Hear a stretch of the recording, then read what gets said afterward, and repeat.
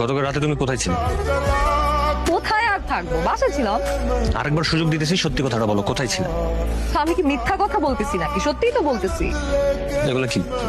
তুমি এগুলা কোথায় পেয়েছো? এগুলো আমি কোথায় পেয়েছি সেটা তো তোমার জানার দরকার, কিন্তু তুমিই তো আমাকে বলছিলা যে পৃথিবীতে আমার পাশে আর কেউ থাকুক আর না থাকুক, তুমি শেষ পর্যন্ত আমার পাশে থাকবা। রাকিব, তুমি আমাকে ভুল বুঝতেছো। আমি তোর ভুল বুঝাবুঝি তুই তোর কাছে রাখ। আমার বন্ধু বান্ধব আমার আগেই বলছিল তোর মতো একটা থার্ড ক্লাস মেয়ের সাথে প্রেম না করতে। আমি তো শুনি নাই, সবকিছুর বিপরীতে যে আমি তোর সাথে প্রেম করছি, আর তুই আমারে কি দিছস? এইটা নমুনা। এই, অনেক হয়েছে, অনেকক্ষণ ধরে বলতেছো। আমারও কিন্তু এতদিন ধরে অনেক কিছু বলার ছিল, আমি কিন্তু কিছু বলি নাই। এই, বয়ফ্রেন্ড হিসেবে তুমি আমার জন্য কি করছো? হ্যাঁ, জীবনে কোনো একটা গিফট কিনে দিছো? সেটা তো দিতে পারো নাই। করছোটা কি? পার্কে বাদাম খাওয়াইলে আর ফুচকা খাওয়াইলে বয়ফ্রেন্ড হয়ে যায়?